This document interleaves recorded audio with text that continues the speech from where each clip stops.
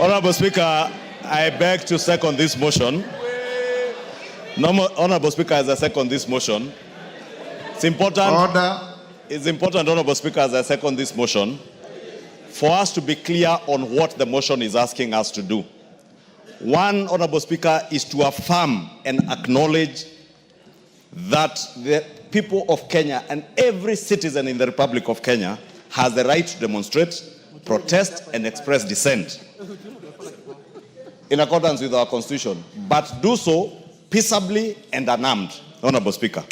The other thing we're asking to be done by this motion is to condemn in the strongest terms possible the wanton destruction of property that we witnessed yesterday.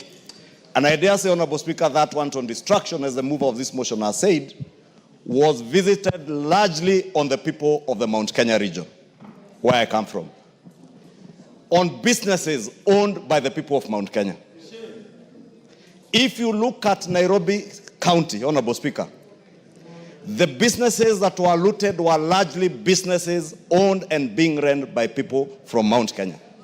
Whether it is OTC, whether it is Nyamakema, Honorable Speaker, I was under attack myself. But I watched a clip by a young lady who was praying to the Almighty God that you, God, who has provided me with resources to stock my shop that was looted today, I pray that the God I pray to will restore my business, everything that I have lost, and double it.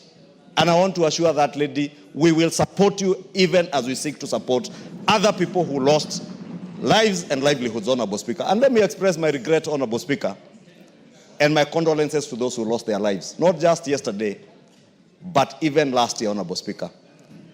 But we must have a way to mourn and memorize those that we have lost. We do not need to lose more lives to memorize those that we lost last year. Yes. We do not need to. Honorable Speaker, the other thing this motion is asking us to do as a House is to call upon the Inspector General of Police and the DCI, the Director of Criminal Investigations, to immediately and expeditiously investigate the acts of lawlessness and bring to justice those found culpable, including, Honorable Speaker, current and former politicians who are involved in the planning, mobilization, financing, and incitement of mobs and goons and criminals, Honorable Speaker. That for me is cardinal, Honorable Speaker. June 2024, 25th of June 2024, with the unfortunate incidents that happened, Honorable Speaker, we let it pass. If you can protect me from the member for Narok County and the member for Elgeyo Marakwet. Honorable Speaker was saying June 2024, we let it pass. And two sitting members of this House who are being investigated by the Director of Criminal Investigations rushed to court, obtained orders to stop their arrest, following information that the DCI had that they were involved in the mobilization of goons that looted from the people of Mount Kenya in Nairobi, including the burning down and deaths of Kenyans at the Sunbeam building somewhere along Kimani Street, Honorable Speaker. They continue to be protected by the judiciary, Honorable Speaker, through that court order. Court orders using anticipatory bail cannot be into perpetuity, Honorable Speaker, because we are breeding impunity through these conservatory and preemptive orders, Honorable Speaker. The same characters, Honorable Speaker, are involved in the mobilization, financing, and looting that you saw yesterday, Honorable Speaker. Their chief financier and key mobilizer, Honorable Speaker, yesterday, we lost a court in Kikuyu. The Kikuyu law courts were all raised down and everything looted, including the destruction of court records, including titles deposited in those courts, securities of people deposited in those courts, and criminal records, Honorable Speaker. This acts as the first part of this motion says, these are not just acts that happen. They are deliberate. They are mobilized. They are being financed by somebody or a group of people who, Honorable Speaker, then rush to court to get protection. Allow me, Honorable Speaker, to speak to the judiciary today. And you know, there's that saying that say when they went for the Gentiles, I kept quiet because I was not a Gentile. When they went for who, I kept quiet because I was not who. When they came for me, there was nobody left to speak for me. The impunity we started breeding last year, Honorable Speaker, is what is destroying this country today and destroying the fabric of the country that we call Kenya. Honorable Speaker, it's not just the law courts that were destroyed in Kikuyu. The DCC's office was also raised down. I have said the law courts, the sub-county, the county offices, including graders and machinery of the county government of Kiambu that help our people to do their roads, and county records, including our own property records in those offices, Honorable Speaker.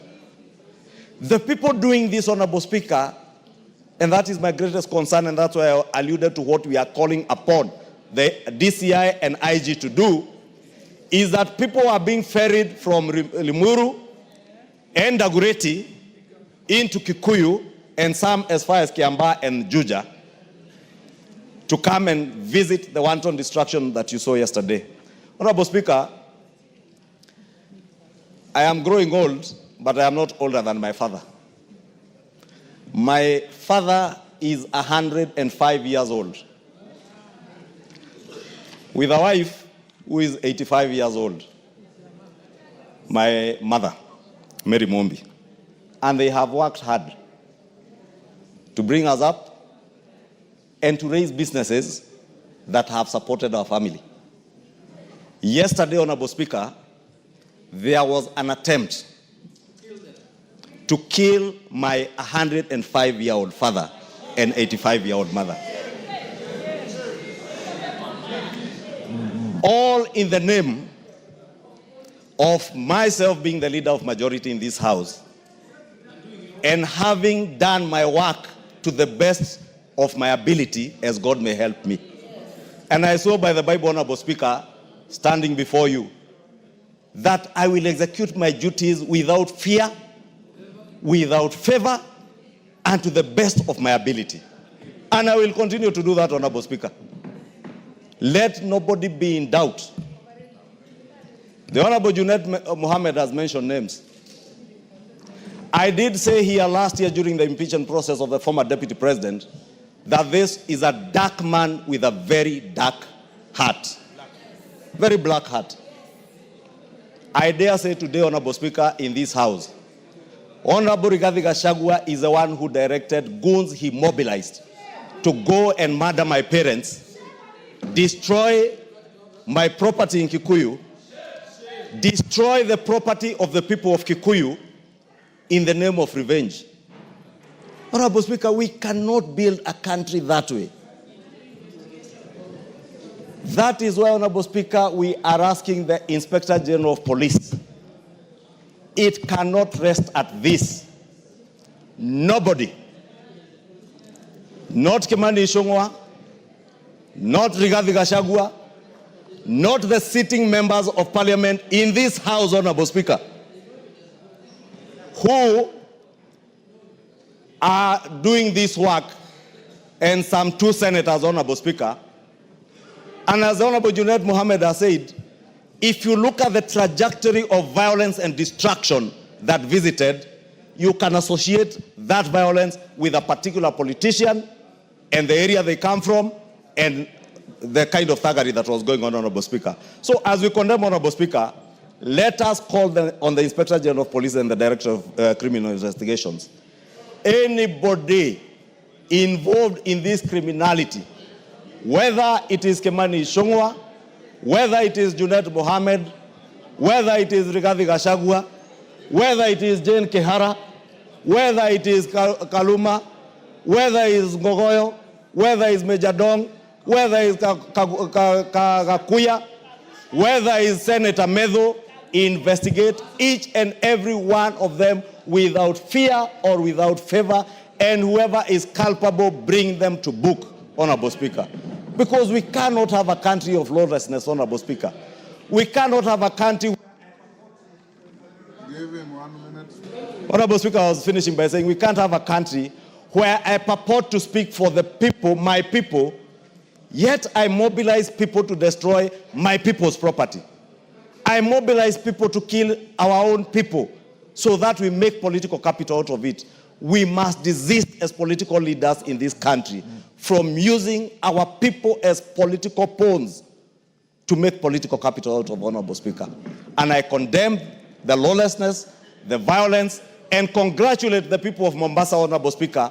The people of Mombasa yesterday demonstrated what peaceably demonstrating is. What happened in Nairobi and in other areas in central Kenya were riots, disorder, and anarchy, Honorable Speaker. And the owner of that anarchy is known, must be apprehended. Honorable Speaker, allow me to commend the police also for the restraint that they exercised yesterday and for the hard work they put yesterday when a police lady was being brutalized by men, grown men, beating up a woman, Honorable Speaker. It's the most despicable thing you can find, that a man is stepping on a police officer on her head. Honorable Speaker, there were criminals who attempted to get into State House girls. It is not William Ruto's children who go to State House girls. It is not Kimani Ichungwa's daughters who are in State House girls. It is our children.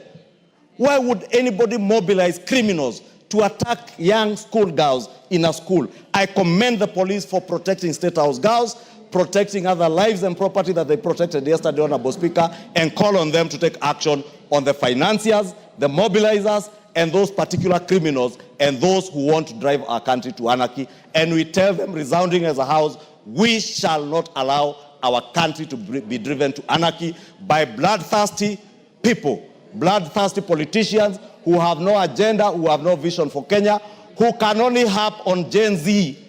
A Gen Z, a generation, they are neither a Gen Z, nor do they have children in their houses who are Gen Zs, Honorable Speaker. I have 2 Gen Zs in my house. I know what these children want. Those who are just harping on Gen Zs and riding on their wave, Honorable Speaker, are only trying to take advantage of a desperate generation of young Kenyans. Let us desist from doing that, Honorable Speaker, and I beg to second.